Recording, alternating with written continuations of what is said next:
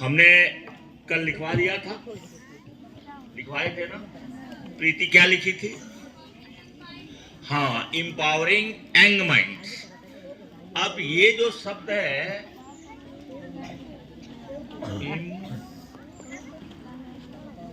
Empowering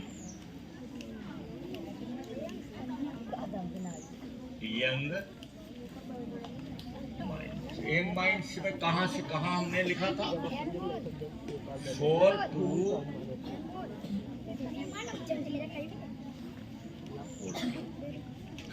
ये 4 to 14, इसमें भी एज ग्रुप को डिवाइड कर लिया जाता है। जब हमको कुछ प्रैक्टिकल करवाना रहता है तो एज को डिवाइड कर लिया जाता है कि वो 0 से 4 से 7 इयर्स, फिर 7 इयर्स से आगे तो डिवाइड किया जाता है। जब उसका नंबर आएगा तो हम डिवाइड कर लेंगे।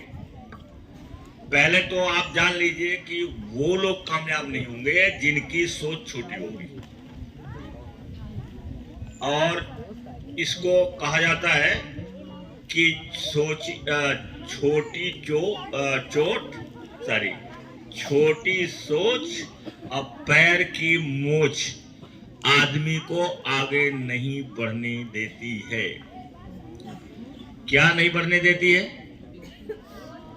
छोटी सोच और पैर की मूछ आदमी को आगे नहीं बढ़ने देती है। बड़ा सोचिए।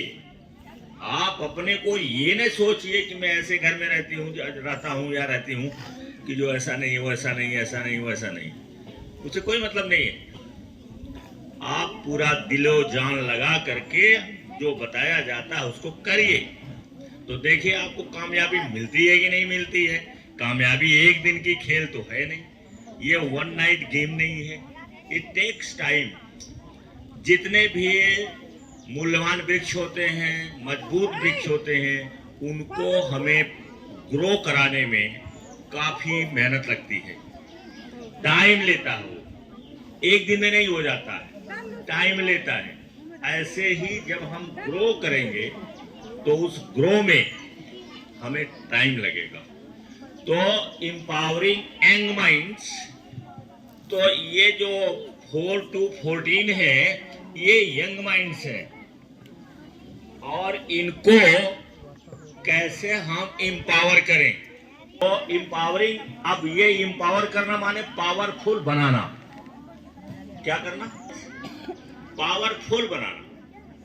यंग माइंड्स, कम उम्र से बच्चे के दिमाग को पावरफुल बनाना ही इंपावरिंग यंग माइंड्स है। साल की अवस्था से, जब से वो स्कूल जाने लायक होता है तब से उसके दिमाग को क्या बनाया जाए? क्या बनाया जाए? क्या बनाया जाए? मजबूत बनाया जाए, स्ट्रांग बनाया जाए। मजबूत स्ट्रांग बनाया जाए, ताकि वो दुनिया में जितनी भी कठिनाइयां आती हैं उसको हल करने की क्षमता रखे। अब इसमें कल मैंने बताया था कि empowering young minds is not a subject. ये कोई विषय नहीं है, ये क्या है? माइंडसेट है। माइंडसेट, हम माइंडसेट तैयार करते हैं, और माइंडसेट इज एवरीथिंग।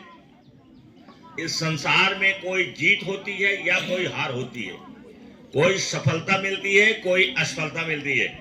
ये होते हैं केवल माइंडसेट से। माइंडसेट से एक का माइंडसेट है कि मैं दुनिया का कोई भी काम, कुछ भी काम मैं कर सकता हूं, और एक कहता है कि मेरे बस का नहीं है। अब दोनों बोल रहे हैं वाक्य। एक वाक्य बोलता है कि मैं दुनिया का कोई भी काम कर सकता हूं, मेरे लिए कुछ भी असंभव नहीं है, और एक बोलता है कि अरे छोड़, ये मेरे बस का तो नहीं है, मैं नहीं। अब बोले कौन आगे बढ़ेगा? कौन जीत सकता है? जीत कौन सकता है? हैं? कौन जीत? पहला वाला जो कर सकता है कि मैं कोई काम दूसरे का वेट मत करिए। आप इसमें यह भी सिखाया जाएगा कि आप क्वेश्चन करना सीखिए। क्वेश्चन गलत होगा सही होगा इससे कोई मतलब नहीं है। क्वेश्चन गलत हो सकता है, क्वेश्चन सही हो सकता है। और जिंदगी में जैसे हम इतनी उम्र के हो गए, क्या क्वेश्चन जितने मुझसे पूछे जाते हैं या पूछे जाएंगे, 10 लोगों को लिस्ट बना के दे दी जाए कि ये उस क्वेश्चन को आप हल करिए, तो क्या जरूरी है कि जो मैं हल करूंगा वही सबसे अच्छा होगा? ऐसा तो नहीं हो सकता। लेकिन अगर हम डर जाएं कि हमारा अच्छा नहीं हो सकता है और लिखे ही नहीं उत्तर, तब तो हमारा कहीं नाम नहीं रहेगा। तो क्वेश्चन करना है, क्वेश्चन का उत्तर जो आंसर है वो करेक्ट है इनकरेक्ट है, इसके बारे में हमें नहीं सोचना चाहिए। हमें केवल क्वेश्चन का आंसर देना है। जब आपको ये डर नहीं रहेगी कि गलत होगा चाहे सही होगा, तो फिर वो आदमी उत्तर जरूर देगा, क्योंकि गलत सही का तो कोई डर ही नहीं है। और अगर आप डरने लगे कि पता नहीं गलत हो जाएगा, लोग मजाक उड़ाएंगे, हंसेंगे, अभी ये है, तो आप खड़े ही नहीं होंगे। तो जब खड़े ही नहीं होंगे तो आपको न प्रश्न करना आएगा न उत्तर देना आएगा। आप गूंगे जैसे खड़े रहोगे, आज खड़े हो, सयाने होने पर भी खड़े रहोगे। तो इसलिए ये जो कोई सब्जेक्ट नहीं है, दिस इज क्या है, ये दिस इज माइंडसेट। फिर अब अगले टर्म कल जो है दूसरा रहेगा। Thank you very much.